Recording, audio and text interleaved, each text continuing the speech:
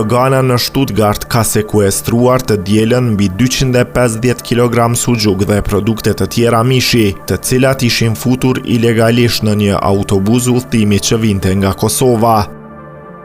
Sipas njoftimit të doganës së Stuttgartit, autobusi është përzgjedhur enkas për kontroll në terminalin e autobusëve të aeroporti i Stuttgartit.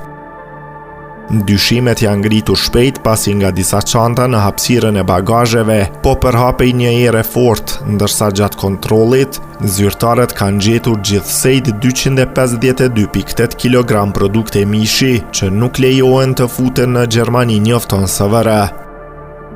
Përveç mishit, doganierët kanë zbuluar edhe 700 pako cigare kontraband, si dhe mallra të tjera që dyshohet se po futeshin në Bashkimin Evropian pa deklarimin e nevojshëm doganor. 4 dritare alumini me grila me vlerë prej rreth 720 euro, një kuzhinë me vlerë rreth 400 euro dhe një klim. Në autobus është gjetur edhe një klysh qeni 5 muajsh i racës Maltipo me vlerë mbi 2000 euro.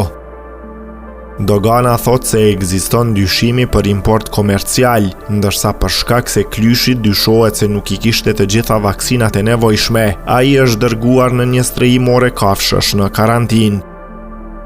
Autoritetet kanë nisur procedura penale tatimore ndaj 2 shoferëve të autobusit dhe një personi që po priste marrjen e mallit në stacion, në ndyshimin për kontrabandë gjatë importit. Po ashtu shoferët pritet të përballen edhe me gjobë nga autoritetet e qarkut Esslingen për futje të pa autorizuar të produkteve të mishit. Dogana ka theksuar se rregullat e rrepta veterinare për importin e produkteve shtazore synojnë të parandalojnë futjen e sëmundjeve të kafshëve nga shtetet jashtë BE-s.